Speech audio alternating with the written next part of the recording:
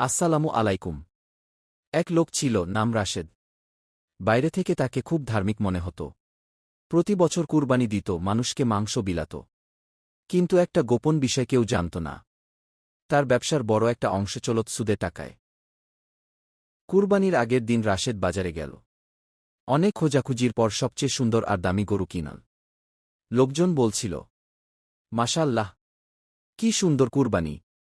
রাশেদের মন গর্বে ভরে গেল।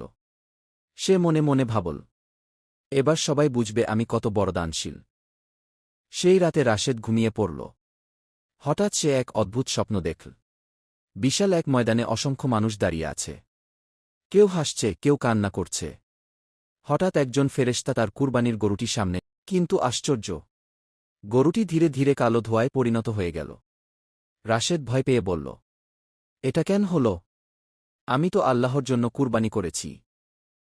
তখন একটি গম্ভীর কণ্ঠ ভেসে এল, যে সম্পদ হারাম পথে আসে সেই সম্পদ দিয়ে ইবাদত কবুল হয় না গি। রাশেদ কাঁপতে লাগল। তার চোখ দিয়ে পানি পড়তে লাগল। হঠাৎ ঘুম ভেঙে গেল তার। ফজরের আজান হচ্ছিল। রাশেদ বিছানায় বসে বুঝতে পারল, কুরবানি শুধু পশু জবাইয়ের নাম না। কুরবানি হল নিজের হারাম আয়, গুনাহ আর অহংকারকে আল্লাহর জন্য ত্যাগ করা। সেদিনই রাশেদ সিদ্ধান্ত নিল, সে সুদের ব্যবসা ছেড়ে দেবে, হালাল উপার্জন করবে, আর আল্লাহর কাছে সত্যিকারের তওবা করবে।